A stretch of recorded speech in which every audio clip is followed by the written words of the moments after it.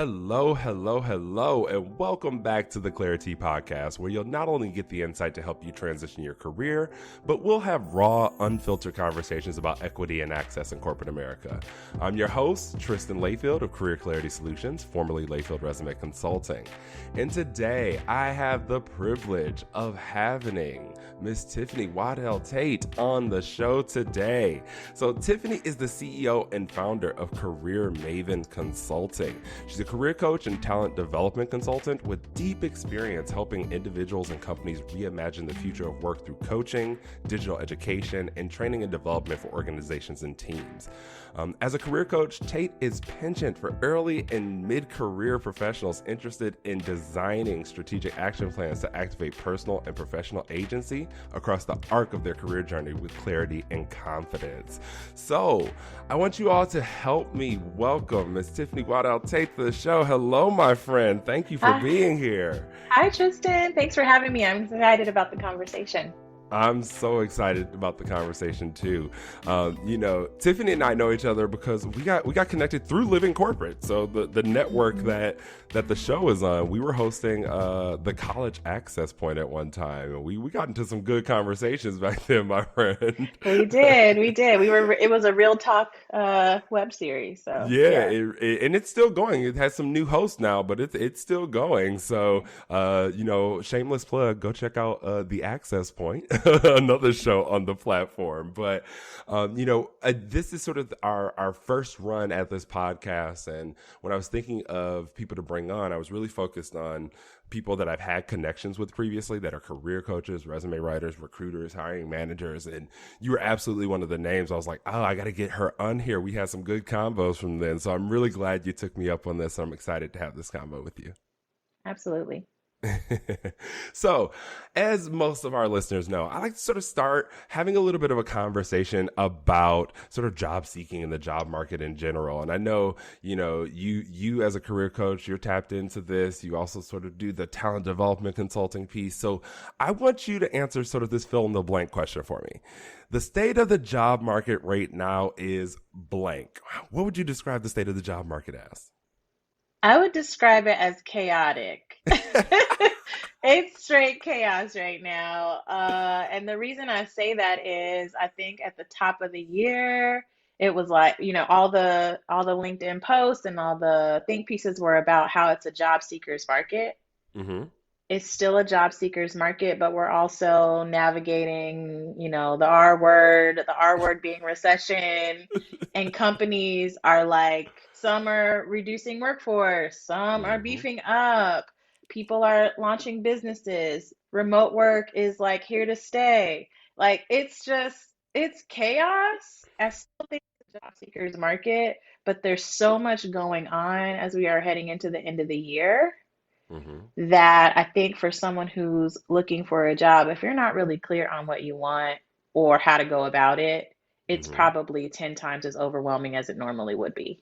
Yeah, I completely agree. I actually recorded an episode with another guest, and the article we talked about was how you're being misled about the job market because everything's like, yeah, it's a job seekers market, and yes, that's true, but there's some caveats here, right? There's some things going on. So, in hearing that it's sort of chaotic right now, we know that the advice we can give for people who are looking for jobs sort of is dependent on the industry you're in, the type of companies you're focused on. It's really sort of specific at the moment. But are there any tips that you have for people who are looking for a new job right now? Yeah, I mean, I think, the first thing I always tell people, which is industry agnostic, is you really need to be clear on what the targets are. You don't have to know what the one job is you want or the one thing you want to do for the rest of your life, but be really clear on that, like top 3 to 5 things, whether that's function, like what the job is, what you're getting paid money to do, or industry, like where you're doing it, because everything else stems from that. You can't frame your resume, your cover letters, your LinkedIn, all that good stuff. And everyone likes to start there. But if you don't know what kind of story you're telling or who you're sending it to, it's really hard to retool your experience. And I think, if you're thinking about a job search, that's the number one thing I encourage people. And the other is to build time for it. I think, Yeah. people, it's a full-time job looking for a job. Yes, it is. And if you are working, if you got kids, you got pets, you got family members you're caring for, whatever it is you have going on, like people really underestimate, like it is an emotional journey, Yeah. as much as it is a time journey. So you really have to carve out time and space for job search activities. Yeah, 100%. I couldn't agree with you more. When I talk to people about, things like their resumes and cover letters, they're always trying to start there first, like you said. And I'm like, look, we have to have a direction on where to go, right? Like Mhm. these are marketing documents, which means you need to understand your target audience, excuse me, before you're even trying to develop these things fully, because otherwise Mhm. you're just throwing darts in the dark, right? Like you don't know what you're aiming at that point. All right. So Yeah. it's like getting in the car and turning on your GPS and not having a destination in there and you thinking you're Listen, going to arrive somewhere, right? Like that's not how listen, that where are we works. going? Where are we going, right? Look, I'm back from the MapQuest days. They needed that Oh, destination yes, first, okay, yes. baby? So now we know everybody's not looking for a new job in this market. Some people are just trying to figure out how to advance their Mhm. careers with their current company right now. Some of them are a little concerned about the recession, maybe not even worried Yeah, about advancing, just like, how do I make myself useful to the company, right? To make sure that yeah. I'm solidifying my space. So, do you have any advice for people who are trying to maintain or sort of advance their careers with their current companies? Yeah. I think be really clear on what your boss's goals are. If you don't Mm, know what your boss's goals are and or what's priority to the organization, it's going to be really hard to secure your footing. hmm And again, that's nuanced depending on what you do and where you work and all of that. But I have met with clients who are really tunnel vision on like the thing they have a certification in, what they're getting paid to do. And it's like you have to pull your head out of the sand and really think about what's happening at this organization. Like, hmm what are our ESG metrics? What challenges do people who have jobs that are different than mine facing, right? Like, hmm for example, I worked in manufacturing. I do not work in a production environment, but I work hmm for a manufacturing company, and it's really important to know what's happening to folks on the plant side. What Yeah. pressure points are they experiencing, and how might that impact my role or my team's role? Because even though it's a different type of work, there's an impact on the bottom line of a company which is trying to make money. And at the end Yeah. of the day, when you have a job, you work for an organization that's trying to make money. And if we Yeah. don't know what's impacting their money, then it's really hard to say to your leader or another leader, if you're trying to, jump over onto another team, how you can add value if you don't hmm understand what the internal priorities are. So I usually tell people, like, read whatever annual reports your company has, see what's happening with them in the news. If you trust your leader and you feel like they're an advocate for you, have a conversation with them about what the next 12 to 15 months on the team and what hmm advice they have for you so you can apply it. Like, do your job well, but always be thinking about the big picture and the bigger hmm context where you are. Yeah, no, I love, love, love that piece because, like you said, people get so tunnel vision on what they're doing. We tend to think at sort of the 500-foot level, while our Hmm. boss or our boss's boss are thinking at the 50,000-foot level, right? So they're Hmm. thinking at the high level. And if we can sort of get an understanding of that high level and we can figure out where we fit in and provide value there, we can Hmm. solidify our spot in the company, right? If you make yourself valuable, especially to your Hmm. boss's boss, it becomes that much harder for people to get rid of you in the organization in any way. But it also gives you that visibility, which helps with Hmm. advancing your own career. So I think that's key 100%. People need to take up any sort of high leaders offer for sort of one over meetings, right? Going having a Hmm. meeting with a person who's above your boss. Skip Hmm. level meetings is what some people call those, because that, I'm telling you, you get a lot of info in those Yeah. type of meetings, and you get FaceTime with people who can literally, they're the movers and shakers inside of the organization. So they Hmm. could literally say, hey, this is the perfect person for this role. So I think that is an ultimate key for anybody trying to advance in their career or just ensure they solidify their position if they're a little scared about that R word, that recession.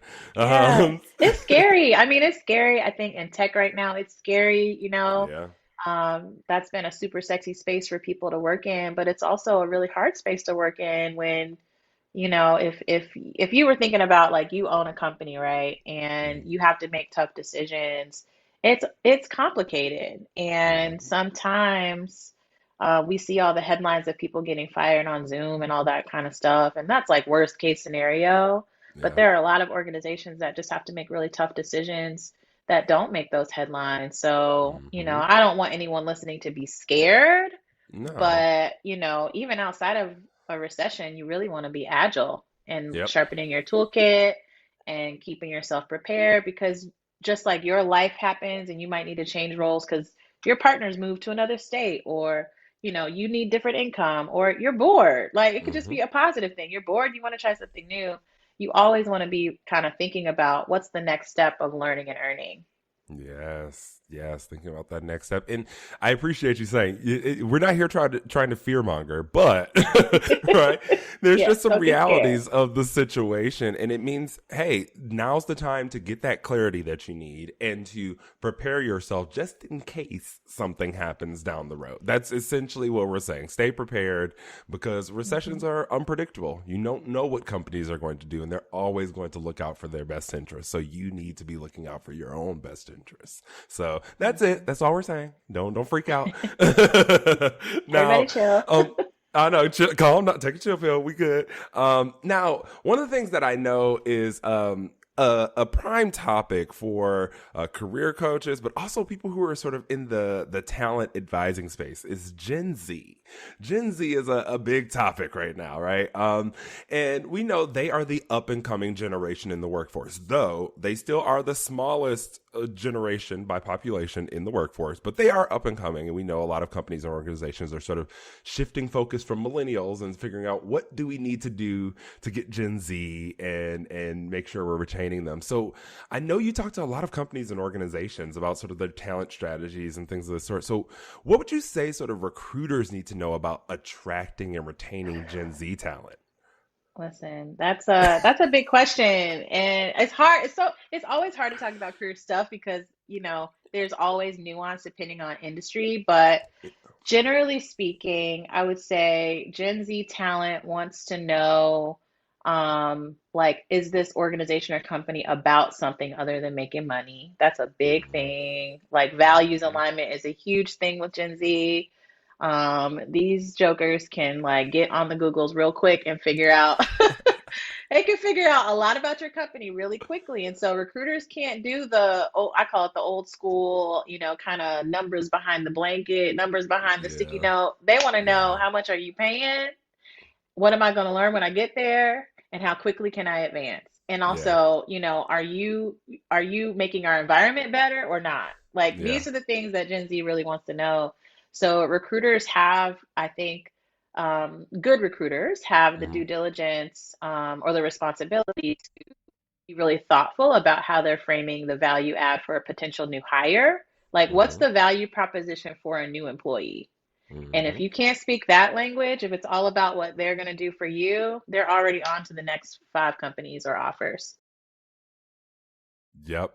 Yep, 100%. I actually was posting on LinkedIn the other day. I think it was Liz Ryan. She had made a post about Mm. somebody asked her a question about how do you determine if a candidate is going to contribute or be in alignment with your mission as an organization. And I sort of made a comment about like it's not someone doesn't need to be in alignment with your mission and as an organization in order for them to do good work for you.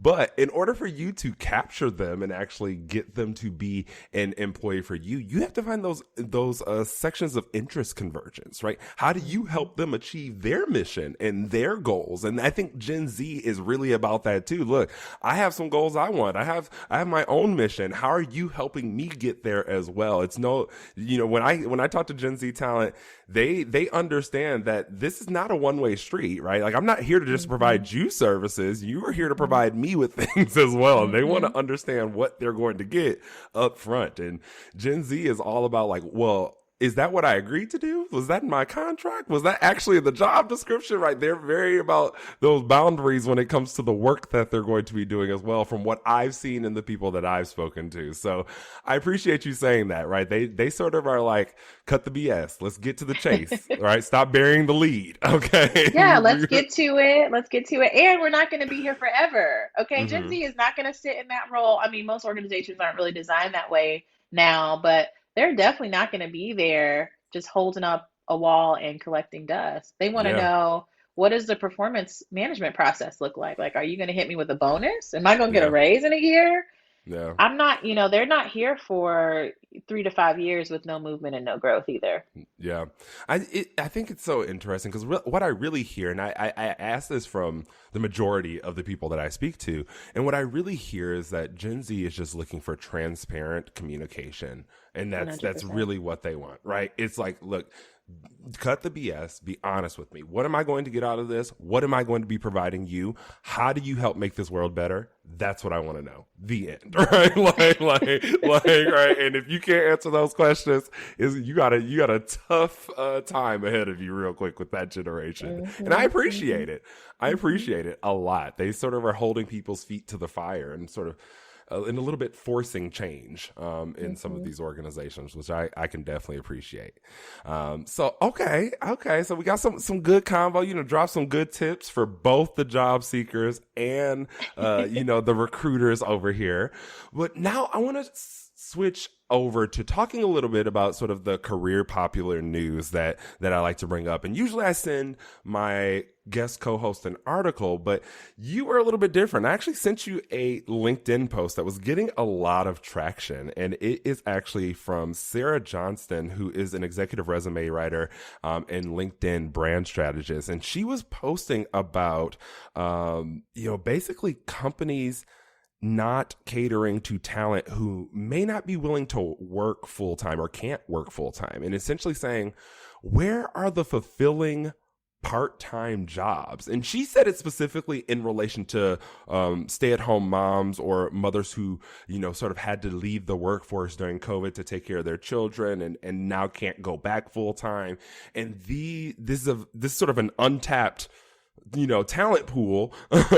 And so she was wondering, like, why don't we have part-time jobs that feel fulfilling? And I thought this was really interesting because I went and just started to do a little bit of a search. I went to Indeed, and I went to ZipRecruiter, and I was on LinkedIn, and I started looking at part-time positions, and I realized most of them are like really basic sort of customer Hmm. service type roles that a lot of people get tired of and sick of real quick. And so I know you work with a lot of organizations. I just wanted to get your perspective on this. What happened to the fulfilling part-time role, or was it even ever here, I guess is the question. Right? What do you think about this post that I sent you? Tristan, listen, I don't know.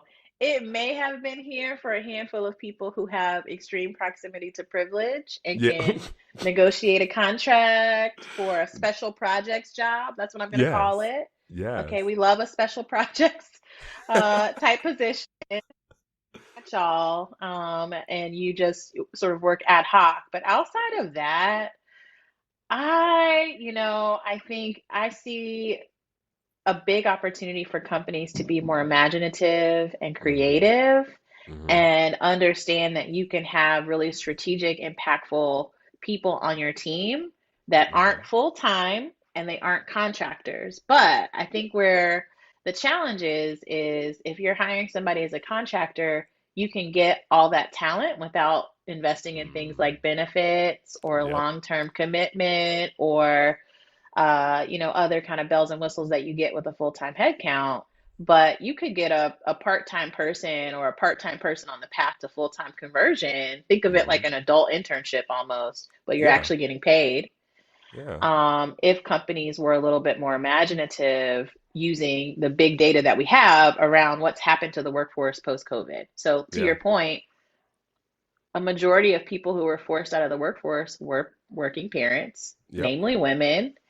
And there are organizations like the Mom Project that partner with companies to help them match talent who would be a good fit and have some value add to give, but can't work full time or might have a challenge jumping right back in full time. Yeah. Um, But it's a hard sell to find. I think on the client side, it's really hard to find what we would describe as fulfilling part-time work. Like if you Yeah. think about how we even phrase essential and non-essential workers in Oh. 2020, Mm. I know we're not here to talk about that today, but but if we think about what I consider to be coded language in the talent market, we Mhm. peg people and sort of rate people. I mean, we don't, not you and I, but Yeah. like, Yeah. sort of this career Society in space, general, right? society in Yeah. general, sort of has a caste system for who matters most, Yeah. starting with C-suite and all the way down. And so part-time has never been has been language that's been aligned with high value essential work, Mhm. even though you could have high value essential work that is part-time. Yeah, yeah.